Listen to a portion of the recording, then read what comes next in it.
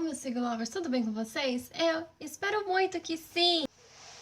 Para fechar o mês de março, estou aqui com a última feminista da história. Fechar as quintas-feiras do mês de março, né? Porque o março acho que vai até terça, se eu não me engano. Mas nós estamos aqui com uma mulher que foi muito forte e que foi muito importante para a nossa luta. Eu sou Bianca Gomes e este é o Garota Delicada. Hannah Mitchell, nascida Anna Maria Webster, é isso. Ela foi uma sufragista socialista inglesa. Ela nasceu de uma família de agricultores e saiu de casa jovem para trabalhar como costureira em Bolton.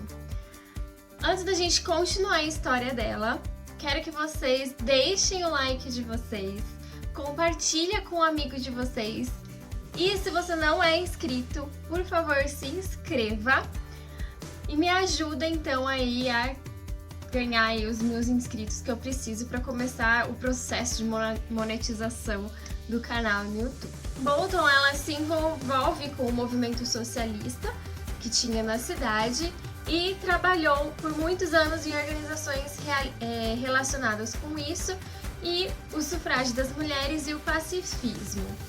Hannah, ela nasceu em 11 de fevereiro de 1872 em uma fazenda Alport Castles em Hope Woodlands.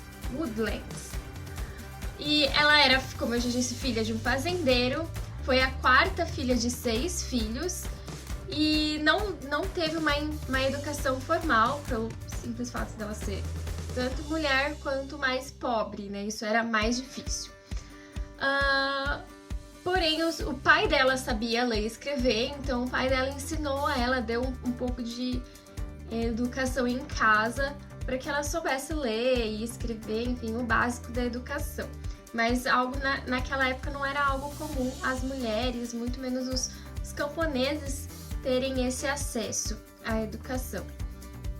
Ela fazia as tarefas domésticas com a sua mãe, mas ela nunca gostou do jeito que era dividida as tarefas, porque ela ficava ali fazendo as tarefas domésticas, os irmãos dela iam pro campo, mas a sua mãe sempre dizia, o pai, falava que quando a mãe dela viesse a falecer, ela queria se tornar a dona da casa, cuidar do pai, cuidar dos filhos, porque o pai pode ser que ele adoeça, então ela tem que ficar cuidando dos pais, cuidar dos irmãos dela, além de ter que casar muito jovem, porque naquela época, aos 13 anos já se casava, e então ela aquilo tudo incomodava ela não queria, então ela decidiu que ela queria sair e viver como costureira, né? Ela queria sair de casa, na verdade, aos 14 anos.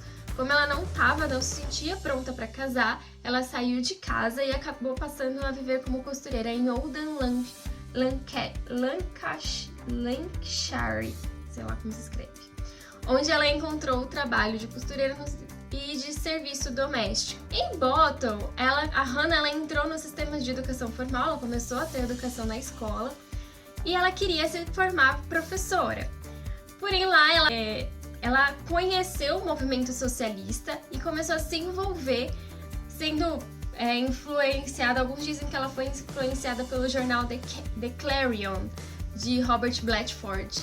E ali, nesse envolvimento dela na sua vida de costureira, de doméstica, de educação, enfim, ela conheceu Gibbon Mitchell, que era um alfaiate, em 1895 e teve um filho. Então, quando ela finalmente se sentiu pronta para casar, ela casou, gente. É uma coisa assim, né? Não precisa forçar as pessoas.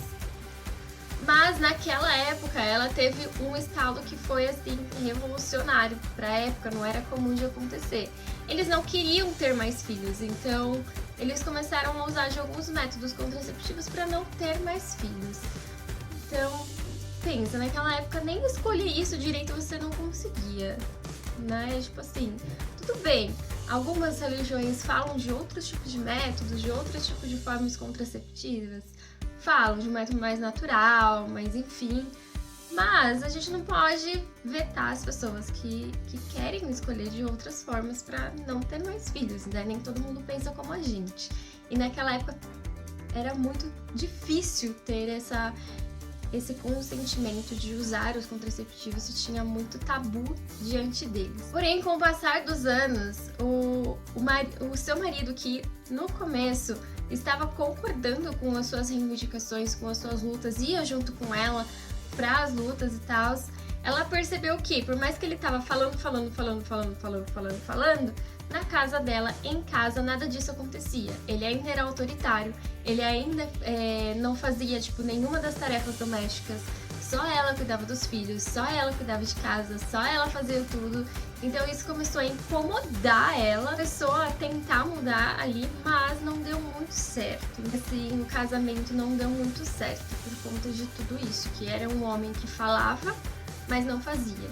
E assim, existe, gente, existe o nosso típico, que a gente chama hoje em dia, nós mulheres chamamos hoje em dia, de o típico esquerdomacho, que é aquele que vem até você, fala que apoia todas as suas lutas, fala que realmente tem que se mudar o pensamento em relação às mulheres, mas na prática não é o que funciona. Eles vendem essa imagem de homem bonzão, né, bonzinho, e que, enfim, quando na verdade eles são mais um dos caras que se acha superior, né? Acha que é melhor, acha que, enfim, é o todo poderosão, bonzão da casa, mas com um discurso que não condiz com a realidade, é cínico, né? Bem cínico o discurso. Se você for parar numa roda de conversa entre os amigos, eles vão falar que eles super apoiam a luta feminista, quando na verdade, entre quatro paredes, a história não é bem assim que funciona.